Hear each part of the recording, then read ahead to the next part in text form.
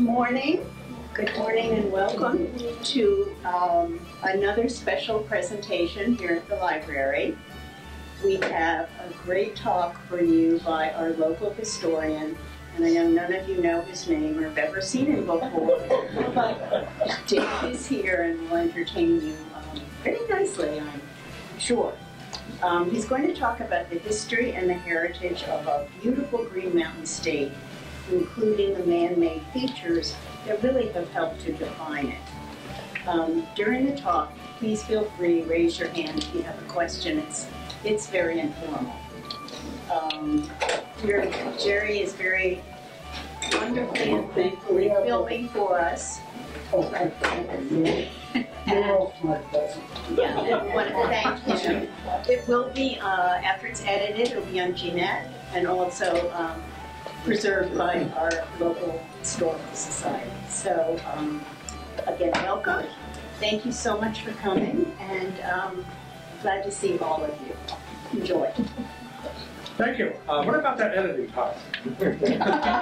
I'm always flattered, honored, thrilled when I put something together and actually people show up. I'm reminded of the time my grandson and I, a few years ago, did a presentation in Middlebury at the Ilsley Library. 3 people showed up. 2 of them were his parents. But we've gotten better because I'm up at the elderly services now, still doing presentations with him. And we got going the last time, a while ago, and we got going, the doors opened up, and about 8 or 10 more people came in. And I said, "Look, Eric, we're on fire." That's when the council said, "Yep, you are. We're having a fire drill." So whatever gets you guys in here, I'm up for. I spent my entire life in Vermont poking around, and I think after 70 years, I guess I'm not heading anywhere soon, but I've had a lot of fun just poking around the state of Vermont, and I'll share a few of those things with you, and see if I can work this. So that's me. I've written those books, actually.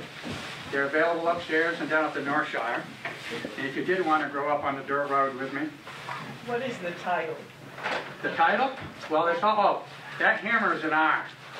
An R? Yeah. Oh. Well, you know how graphic artists are, something like that. I thought it was an R.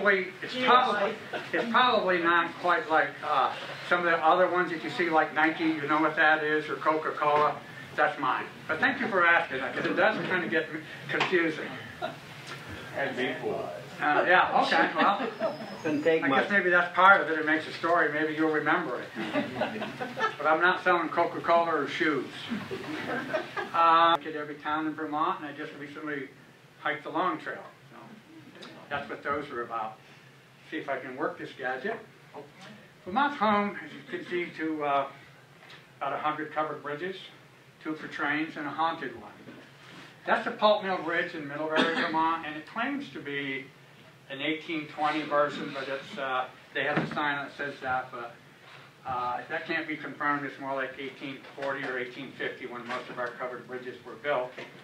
And growing up there as a kid, that is an area that gets a certain amount of pedestrian traffic. It's the only 2-lane bridge that still operates in Vermont. And before they built that sidewalk on the side, that was a little adventure getting through there with traffic coming through there. And essentially what you would do is get behind one of those center posts, let the cars clear, and then you get back out there again. But it's said to be one of the oldest ones, but it is the only 2-laner that still operates in Vermont. And this is the longest covered bridge there was until a few years ago in the United States. It goes, actually it's pretty long because it goes from Vermont to New Hampshire. It's 460 feet long. And then it was, a few years ago, replaced by one out in Ohio. It's about 1 mile long, or not quite. But that's 613 feet long and built in 2008. I don't think any of us New Englanders really call that a covered bridge. But it is the longest one, and that's a 21st century version of it.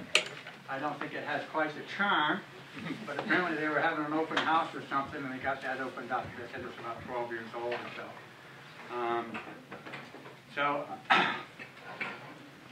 I said there were a couple that were for trains. Kind of an interesting story. That's my grandsons and I when we did the 251 Club, and They were a lot smaller. They were a lot smaller and got bigger, and I just got smaller. I don't know how that happened, but it kind of works that way. It's kind of a nice contrasting picture now. I do have a picture of us doing some stuff, and they're standing next to me about this tall, and they said I'm a little smaller. More hair. Huh? I want to point it out that you have more hair. Ah, what color is it? That's important too. But these bridges, these covered bridges for the trains, were starting getting themed out in the 1950s, and you can see the one in Shoreham has been long gone or something, but the one up in Wolcott about 1950, when the train Vermont Railway wanted to take that out, Wolcott says, well, not so fast. We'd like to talk about that. And they put together, got them organized and did some fundraising and actually saved that bridge. And it served trains, if you can imagine, until 1995. But it's still there just exactly like that. Save it in that same spot? Yes, right there in that same spot. They refurbished it, redid it. Instead of taking it down and put the conventional... Vermont Railway went through that? Yes, they did. Oh yes, they went through that till 1995. So what they did in the 50s, they would have shorted up, kind of rebuilt it. And that's the thing about covered bridges, why they're around for 150 years or so. Hang on just one second. For around 150 years or so, is they get fixed piecemeal, they get shored up, they just keep going. That's why they've lasted all this time. Yes? Actually, it wasn't the Vermont Railway Corporation, it was the St. Johnsbury and Lamoille County. When I said that, thank you for that. When I said that, I said, I don't think I have that right. What do you know about that? Just the name of the company that ran it, that's all. Yeah, it was just the way, but anyway, as they were phasing those out, the town of Wolcott said, let's try it another way, and they said, So what do they do with it now? Is it off the beaten path? Is it along the road? it's off the beaten path, there's a pull-off to it, the place you can do it, you can go up and view it, but the trains don't go through it now. But it's got the historical marker, it's there, it's just right alongside the road. You can see it from the road, and then it's a pull-off there. But thanks for asking. Is that other one a bike path? No, it isn't. It's just, as I said, it's just where the railroad bed was. I'm sure the people, it's on Otter Creek and stuff, so there would be people fishing. Maybe it's Lemon Fair, but anyway, there would be people out there using that, utilizing it, and poking around. Again, it's got that historical sign markers, historical site. And then there's a haunted one in Stowe. There's, I think, a couple of different versions of it, but the one that's most told is poor Emily got stood up at the altar and went chasing after the guy who didn't show up, and this is horse and buggy days, and went crashing off to her death at the bottom of where this bridge goes over. And I'm almost kind of curious why we use the word paranormal. Shouldn't it be para-abnormal? But anyway, there are people there, and they got some things signed up, and they got the ghost floating around and scratching on the car or whatever. I've been there myself. Emily didn't show up, but it was kind of in the middle of the day. But they will tell you get there at 2 or 3 o'clock in the morning, maybe Emily will come and visit you. And then, Hammond Bridge has got a pretty interesting story. And here again, we're talking about, it's not used now. I think it was taken out of service in about 1995 with that conventional bridge next to it. But some of those things where it was restored and stuff. But this took a nice, interesting ride during the 1927 flood. It went downstream about a mile, and ended up in a farmer's meadow. What do Vermonters do about that? They can just put it back. They put a bunch of barrels underneath it, drug it back up to the moorings, and put it back on there. That's how we do things in Vermont, And it's kind of interesting what you would learn is those bridges would have been built, on the road, and then dragged onto the moorings and stuff like that. So that is not out of service now, but it just got dragged back up the river and put back into place. And then here's a bridge off Route 103 in Rockingham. And I pedal my bike through there, and it's just like, I've been to a lot of these bridges, just poking around and riding a bike around. And it had an encounter with Irene. And I don't know who wins, whether it's Irene or the 1927 flood. That's what the bridge looked like after Irene. We're not going to drag that one back, right? But anyway, just look at that terrible mess of something. But then again, Vermonters, in their tradition, what do you suppose we did? Use old beam. Now, not so much of that or whatever, I'm not sure. And maybe there would have been some engineering things. So we built a brand new covered bridge. You know, I think Vermont has a way of doing that. We hang on to our history, like that one for the trains. We also have, if anybody aware of it, a floating bridge in Vermont. And it's kind of the same history as this. It was built in the 1850s by the locals, and it was rebuilt 2 or 3 times.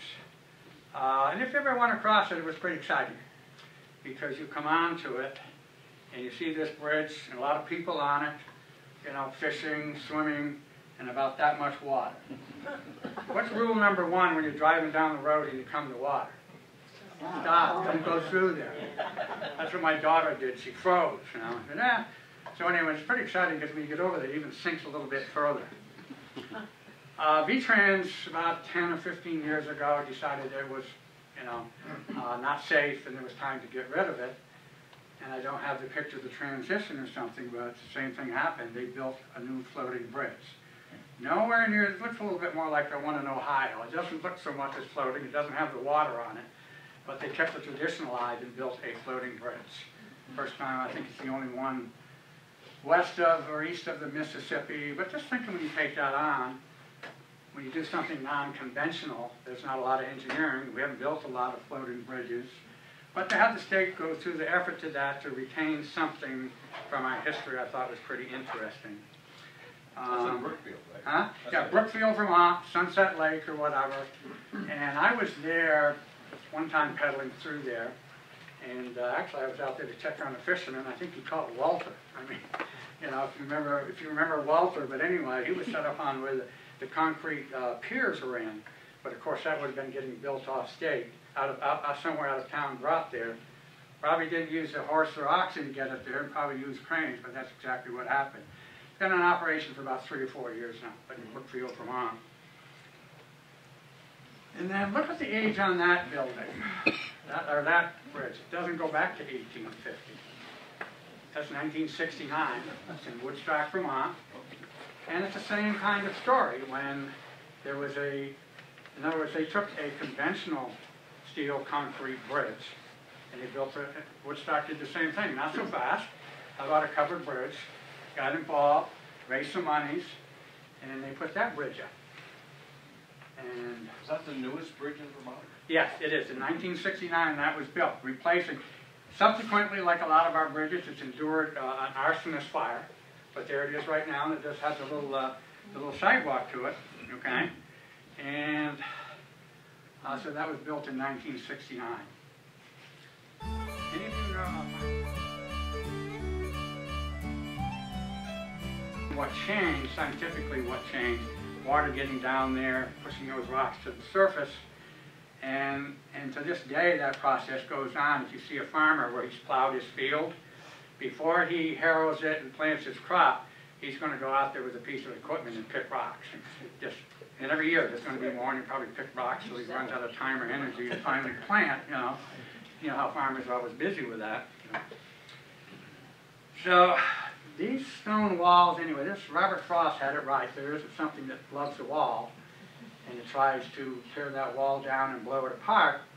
And certainly the one on the left is kind of in place. But the one on the right, as you can see, it's got a walkway kind of opened up into it, and the wall goes away. And if you look at all these stone walls, and you look at them out when they're closest to, when they're further out from from the roads, they would be a little more intact or something. But when you get them down further roads with a lot of traffic, in this case, you'll kind of notice an absence of flat stones. And why would that be?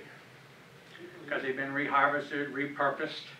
Flat stones, I think, in other words, these walls have been sitting around there all this time, and they've been utilized to make foundations and fireplaces and stuff like that. I don't know, Robert, if you got into this Vermont woodchuck entrepreneur mode one day, but one of the things that we did, this goes back to the 60s, 70s, and maybe into the 80s, because when you're building all these fieldstone fireplaces, particularly maybe heading over the mountain at Bromley and Stratton or whatever, those stones didn't come in crates. They weren't shipped from the lumberyard out to the job site. Vermont entrepreneurs in their pickup truck and maybe a 6-pack of beer would ride around and pick up the stones and the flat stones. You know, this is a cottage industry that went on for years. And a few years ago, for a client of mine, he had a cabin out in the woods, and he asked me to pull this thing together, kind of renovate, you know, pull it back together for him. It needed to get rebuilt and stuff. And we needed a stonemason to take care of a few of the chores. We had to shore up some walls, shore up the foundation. And as I'm trying to getting these guys together, it's out on this great big open field, and I point out what I was just talking about. If you look close to the cabin, the stone walls are intact, the flat stones are there, it's not too much disturbed. But as you get further out, you can see more of this where there's been openings, a lot of stones missing, in the absence of stone walls. So I'm explaining this to my client, and the stonemason sits there, and all of a sudden he got a little quiet, looked down at his feet, he says, "Yeah, I took a lot of stone out of here, but now that I know you own it, I won't take no more." So I think that probably still goes on today. An author friend of mine talked about taking down a barn on this property and then building a stone wall with it. So, the relics of the past, you know, and that's, they're still there. And I do that. As a matter of fact, I'll get to maybe the tossed wall. Yeah, that's on Billy Burns' property on Route 30 in Dorset. And if you drive up through there, and that's really how that's a kind of more of a traditional stone wall. It's been kept like that probably over the years because the stone walls are about that high, because that's about how high Bob or I could lift a rock, you know. That's really the truth. They were about 30 inches tall, 3 feet tall, and of course they would get wider. And it was just over the years. So this has been kind of maintained as is, you know. It's maybe you'd shore it up once in a while, toss the rocks back out there, maybe shore up the side of it or something. But that's a little bit more like what they really are. But if you just drive up to Dorset sometime, you'll see the remnants of those stone in the walls, and they're there, and then they'll kind of disappear where maybe somebody cleaned them up. But that's just a good example of what they once were like. I've driven by that wall my entire life, and the amazing thing about that particular wall, probably the same with most of them, is very few stones have fallen off that wall in 70 years. It's funny, I noticed that Once when in I a go while, up. Yeah. not very often. Yeah, I think there was probably a tile, it took a while to get it to that, but you're right, it's not like that farm, and when you turn the soil over, that they're out there shoring that up all the time. So that one with its good width and stuff, whatever size those stones are. But it's another thing when you're up there like that, you got that shovel. If you look around and you see a wall like that, you're probably not going to want to dig. Or at least some of them are gone. You know, but that's just... It's called South Dorset topsoil. Yeah, I guess, oh my goodness, I guess you can call it that. And when I'm up at the Equinox Preserve, and I think the best way to say that, sometimes I take the trail less traveled by. But if the one on the left, this one on the left, if you'll see, that's a perfect, it's a crossroad like that. Standing behind me is up towards the mountain west, going away from me. And this is just off the Snicket Trail, actually between the Snicket and the Flat Landing Trail. I don't go on the Flat Landing Trail, I just do the Snicket. And if you look at that, the way it's shaped, and you poke around there, you'll find that they're grids, and then they're everywhere. Those grids are probably a little bigger than football fields, maybe 300 or 400 feet by 300 or 400 feet. Because there again, it was about how far a person could lug it and what they could do, and they would just kind of, they would make those little grids like that. Sometimes they would follow property lines or whatever, but mostly it was totally, you know, utilitarian, and get them out of the way and put them where they could and how far they could. Remember, they're doing this manually, you know. Well, they got horses and oxen after a while. Today they just got bucket loaders and excavators, and kind of goes a little bit differently, but it's interesting. As I poke around there, it's a pretty good square grids of what was being cleared out. Here's I forgot to ask you that. Anybody know what a pest house is? Pestilence. Pestilence. Quarantine house. That's the foundation that's up at Equinox on the preserve, just over down towards Rocky Stone. You know, so Rick pointed that out to me. But that's what you would do, you know, and that's where that foundation was for. If you were trying to quarantine against, you know, smallpox or tuberculosis or whatever, that was the quarantine home that was there. It was pretty common throughout, actually anywhere, but throughout New England is to at least get those poor souls there and not contaminate the rest of the family. But that's the foundation to a pest house or pestilence. There's one on Nichols Hill Road. Yeah, I'm not surprised. They would, you know, wherever there was, you know, populations and stuff, they were pretty common. And here's a 21st century version. And that's the athletic field up behind Burton. And if you kind of look at that picture, you get an idea where the grade is up here and where the grade down here where I took that picture. Well, they just got a little bit better equipment here. But when they took to make that field, they probably started at 15-foot height and got it down to 0. And look at all the rocks and stuff they took out of there. I don't know if they would have hauled some off-site too. But at the one on the left is where you drive in and around the field. And there's the stone walls that come up from the playing field. Then there's a road that drives you around the back that you actually see in the right-hand picture. But that was done a little bit different because you got a lot of equipment out there, and that equipment can pick up rocks a little bit bigger than what the guys could do. And also you put a big, what I call a sifter, but if you've ever been on a big construction site like that, they're just digging that stuff up, and you just take a bucket loader, you would have seen that, you know, and you put it on a sifter, and the topsoil, the dirt comes through, and you just flip it over, and the rocks. It's quite a process. Some would have got hauled out, but much of it was used there, because you can see how much it was used to hold the things in place. And the same thing, you know, what are we going to do with all these rocks? Well, let's get some use out of them. And an excavator picks up a bigger rock.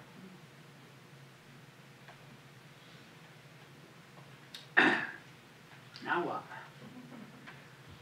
And then we got into, you know, after probably the 1820s or 30s, I think New England, Vermont maybe showed a few signs of prosperity. I think that's where there are 1850 Greek revivals and meeting houses, these magnificent buildings that we have to date back to that time, I think came from that period of time. And that's about the time that landscape walls and stuff, so those walls that were out there, those stones that were out there, were just tidied up and cleaned up and turned to estate walls. I think the one on the right has certainly been there for a long, long time, like one of the other pictures I showed, because you can just see where it's just kind of shaped up and kind of tossed in the middle. And the one on the left has got some different features. Anybody recognize any differences? Yeah, the flat stones on the rock. So in other words, the flat stones on the rock, and there's another one. It meanders around the maple trees. That's out on the North Road, and I know that. I watched that get built about 8 or 10 years ago. But in other words, that's just something, and those rocks probably did come in the creek. I didn't supply those rocks. I didn't ride around, none of my buddies rode around and picked rocks. I bet they did that. But anyway, That's the new wall in North Road? yeah, it's up on North Road across from where the farm is, you know. Yeah, and it's interesting as I watched that get built. That's post masons using them for field stone. Yeah, but you can just see how it meanders. In other words, all the other ones I showed, the older ones, they prevail over the trees. No trees have grown to. They've fallen on them and blown on them. But that one works its way around the trees and capped off, as you noticed, with the flat stones.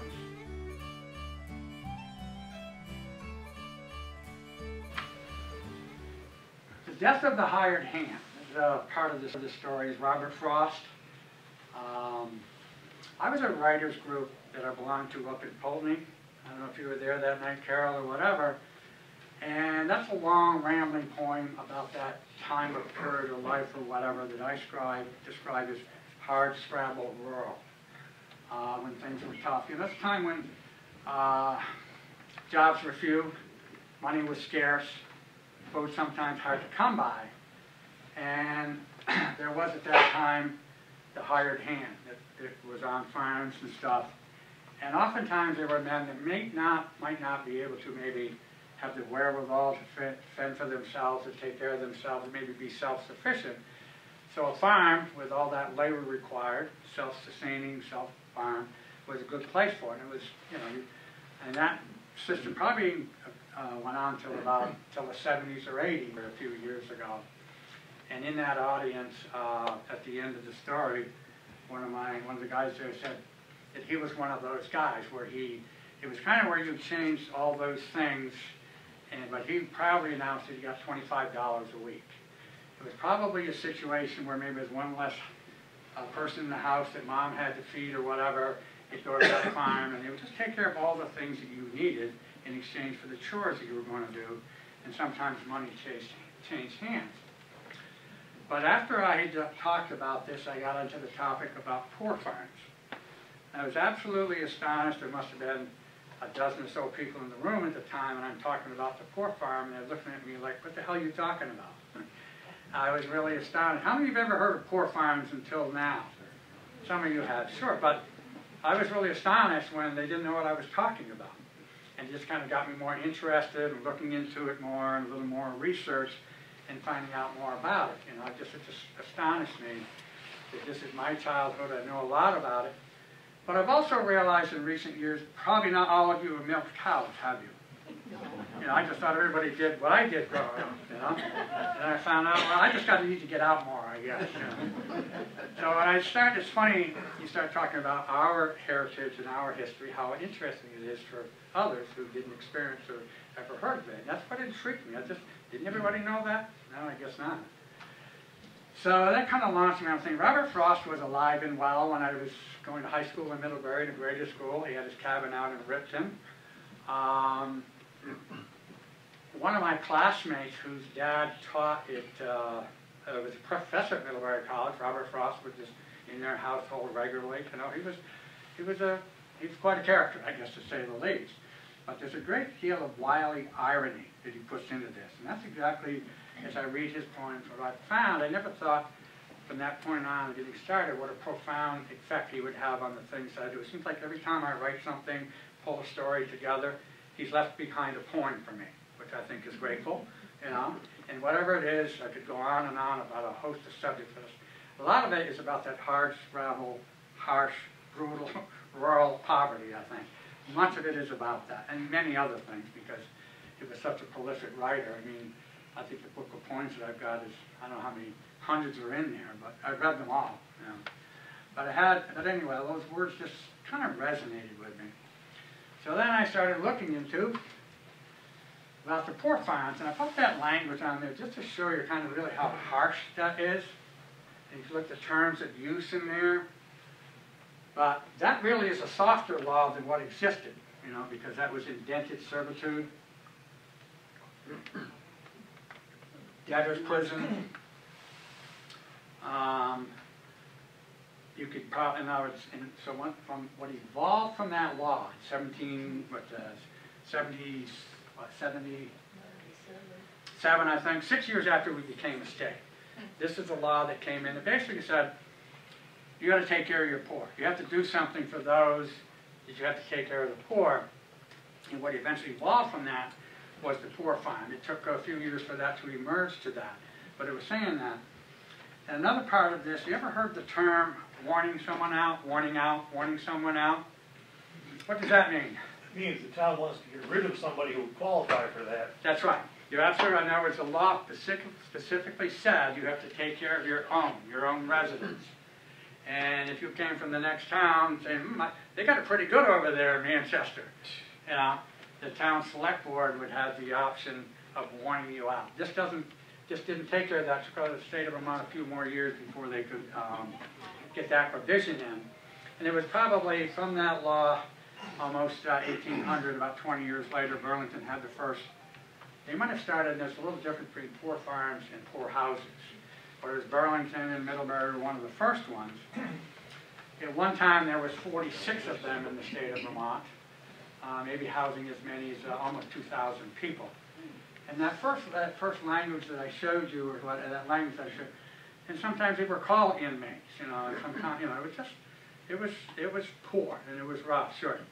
Do you know whether before that Vermont had a system, a worse system like Maine did, which was called, I think, auctioning off the poor? Yes, there was indebted, you know, yeah, exactly. They did have that. The auctioning, jail, you're absolutely indebted servitude, I guess is the expression that I called it or whatever. But you're absolutely right. You know, that goes back to that early English law. So as I said, as I showed that harsh language in there, it was better than the one that pre-existed to that. And that law actually hung around until 1967. But this is long before there were all the other things that would take care of those in need, you know, whether it's Social Security, any of the welfare things, Red Cross, all these things that started taking care of these things that didn't start emerging until much later. So, but it's interesting that warning out, and I sometimes think, I don't know if this is warning out, and I've been meaning to ask some of the policemen in town when this kind of went out. Sometimes when a transit maybe show up in your small town and maybe got into a little trouble, a little mischief, and you kind of wanted to send him on his way. How would you take care of that? Give him a bus ticket to Albany. I don't know if that's a warning, but that's the truth, and I know that happened too. Some of you would have to remember that. I know some instances. I've been kind of wondering just how. Bus ticket to Florida or California. Oh, is that right? $99. And the town of Manchester did it. Okay, because I didn't know they got, that's not so bad. I'd rather go to there instead of Albany. That's a better choice. Maybe if those guys were smart enough to say, well, I'm not thinking about that. I'm thinking Florida. I want to be somewhere where it's warm. Well, that's probably why they did it. Yeah. And now California is trying to do that with a lot of theirs and send them someplace else. Sign up here. I'll get you to some nice warm country. I know if I was to be homeless, I would rather be homeless where it's warm than cold. If you look at old court cases, often if it's a case of one town against another, it's to establish which town had the responsibility of taking care of a particular poor person, because you had to live, I forget, it was 6 months or a year or something like that in the new town before they were obliged to take care of you. Yeah, yeah. So, but that's really what it was, and that's what that law said. You got to take care of your people, not over the line. You know, and I don't know. I don't have the specific language or law when that finally what they did to change it. But by 1820, because we were self-reliant, you know, think of this time, these farms, the loss of land, and you were self-reliant, so a few more mouths to feed would kind of make it happen. So in other words, it was certainly better than going to jail, certainly better than the indentured servitude. It was probably an option to jail for some. So I could see in small towns and small things, small facilities, it was probably really a safety net as much as it was anything else. But those harsh words were there, and the inmates, and I think some of the ones I'll show you a picture of one shortly, and what can happen when it gets big and large and gets county-wise. You know, that it's a different story. It just became dumping grounds for the insane and criminals and other things. But I think, and as a matter of fact, I think recently, I think recently, some legislators, some of your legislative friends up in Montpelier thinks maybe we should bring the poor farm back into existence. And I could see where that could work if you found some willing people or this or that, but it didn't. I don't think it went too far, but maybe we should revisit that with some of the things that's been out there. But you did have to take care of your own. You know, not next door, not the neighbors, but you did have to take care of your own. And here in Manchester, this is what we have here. And I think there's some people here that have a connection to here, okay? Right here in the audience. Can't think of, what was Burr's first name? Joseph Burr. Okay. You ever heard of Joseph Burr? You ever heard of a fellow by the name of Burton? What did Burr and Burton do? Anyway, this is of that same thing. And when he passed away, and this bequeath, I just correct me if I trip here, John. But he bequeathed in 1828 enough money to establish what would end up with, and I want to get this squared away. This was always referred to as the town farm. And a little bit more about that. I think town farm became a more palatable explanation than poor farm. And there's some roadsides and some of that types of thing. And when John and I a while back talked about, well, my conversation started with a poor farm. And without any other design, John never used the word poor farm, because that's exactly the way it's always been called that. John, if you don't mind, I guess it was your grandmother that ran that for many years. I think your dad was born there. You know, so that's that history. And then Pat, if I would, I'll drag you out into the public here. It was sold in 1946, because at that time it had kind of petered out. I think there was rarely any visitors or people staying there. Many of the other things have come into place. So it kind of, it petered out and was sold in 1946. And I think Pat, you came along 3 years later. 49. In 49 and bought it. And was there like still 150 acres of land with it when you, a lot of land? It wasn't surveyed. It wasn't surveyed, but a big chunk of, More or less. but it was a big chunk of land, because it was a farm that goes back to the 1800s. And I think as you and your husband poked around and started fixing that up, and I think you were there for 3 or 4 decades, ran a bed and breakfast or something. You didn't call them inmates, did you? Kind of charge a little extra, you know, given the real tradition. But I think you said that as you were cleaning up the property, you'd find some fire rings or something where some transients or some people had come by and stayed there because... Down by the river. Yeah, down by the river. So in other words, this was our history. And these things did stick around for 100, 125, 30 years. Where is this located? Did someone have a question? I said, where is it located? Oh, that's if you went down, that's a good question. If you went down Richfield Road, and as you kind of got a couple miles out of town, when Richfield Road coming from here takes a sharp right to go where the railroad tracks and the fuel station, you would go straight there. It's called Sugar House Lane. Now, I wonder if it was ever called Town Farm Lane or Poor Farm, but it's called Sugar House Lane. Orrin Beatty had a sugar house out there and made maple syrup, I think, there into the 50s or 60s? Huh? The Hards did it. Yeah, the Hards did it too.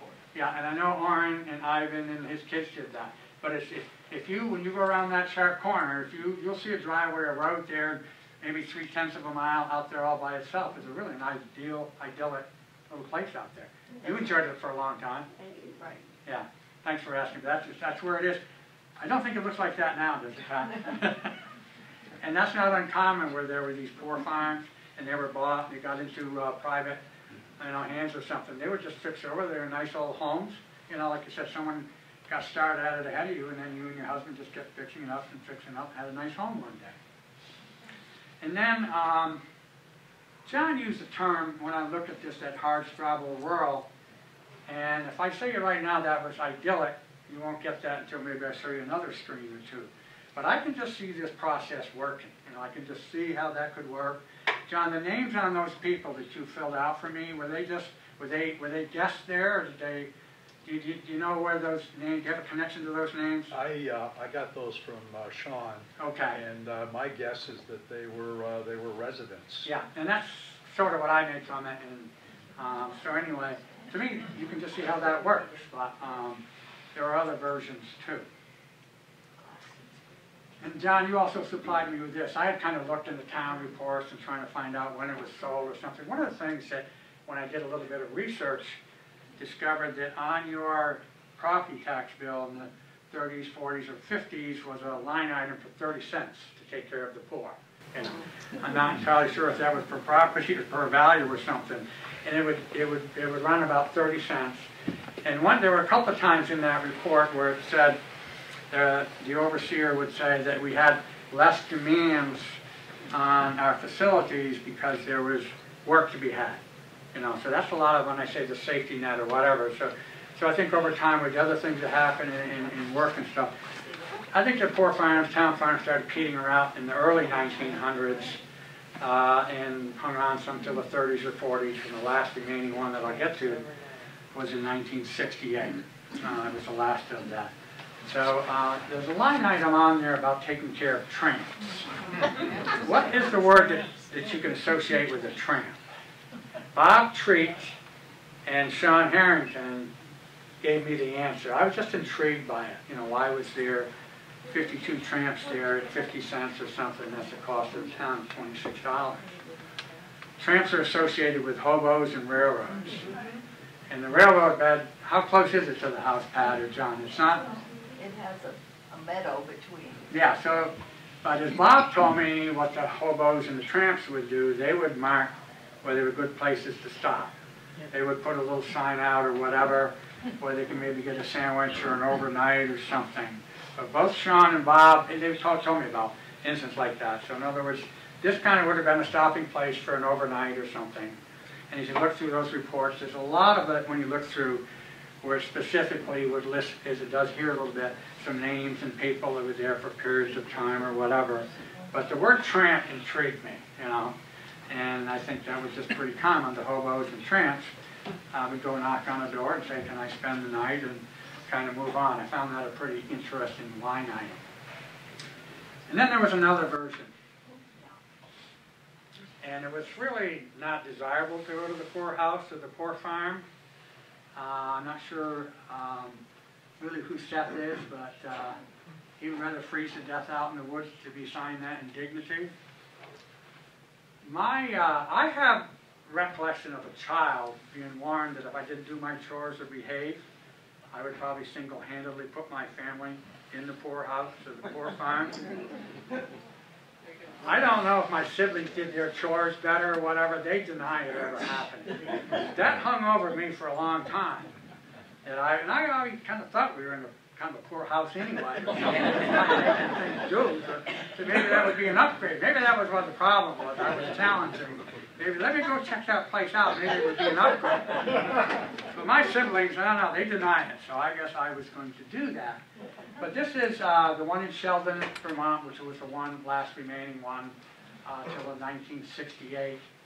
And that, it was more of a county one, more of a consortium to 6 or 8 towns, and I think they would kind of come and go and belong to it, put money into it when it was appealing to them, and when it was cost effective, and sometimes not.